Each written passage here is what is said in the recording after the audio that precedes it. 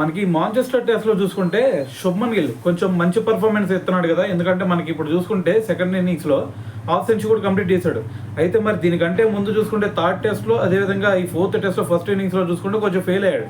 కానీ మరి ఈ ఇన్నింగ్స్లో చూసుకుంటే సెకండ్ ఇన్నింగ్స్లో హాఫ్ సెంచరీ కూడా కంప్లీట్ చేశాడు. కాబట్టి ఇక్కడ ఒక రికార్డ్ క్రియేట్ చేశాడని చెప్పాలి. అదేంటంటే తను 26 రన్స్ దగ్గర ఉన్నప్పుడు మరి ఇంగ్లాండ్ గడ్డ మీద ఒక టెస్ట్ సిరీస్లో అత్యధిక పరుగులు సాధించిన ఏషియన్ బ్యాట్స్మెన్గా అయితే నిలవడం జరిగింది.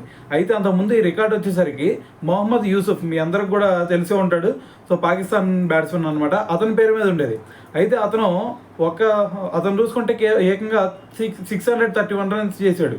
అయితే మరి ఇప్పుడు శుభ్మన్ గిల్ 26 రన్స్ దగ్గర ఉన్నప్పుడు మరి ఏకంగా 645 రన్స్ చేసి మరి ఈ రికార్డ్ని అయితే బ్రేక్ చేసాడు అనమాట. అయితే మరి దాని తర్వాత టాప్ 5 లిస్ట్లో కనుక ఒకసారి చూస్తే ఫస్ట్ ప్లేస్లో శుభ్మన్ గిల్ 645 రన్స్ చేశాడు.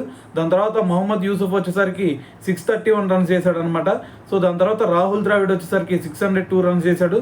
దాని తర్వాత విరాట్ కోహ్లీ వచ్చేసరికి ఏకంగా మరి 593 రన్స్ చేశాడు అనమాట. ఇది 2018లో. మరి సునీల్ గవాస్కర్ వచ్చేసరికి ఏకంగా 542 రన్స్ అయితే చేయడం జరిగింది. సో ఇది 1979లో అనమాట. సో మరి ఓవరాల్గా చూసుకుంటే మరి శుభ్మన్ గిల్ అందరికంటే మరి ఒక ఇంగ్లాండ్ గడ్డ మీద ఒక టెస్ట్ సిరీస్లో అత్యధిక పరుగులు చేసిన ఏషియన్ బ్యాట్స్మెన్గా అయితే నిలవడం జరిగింది.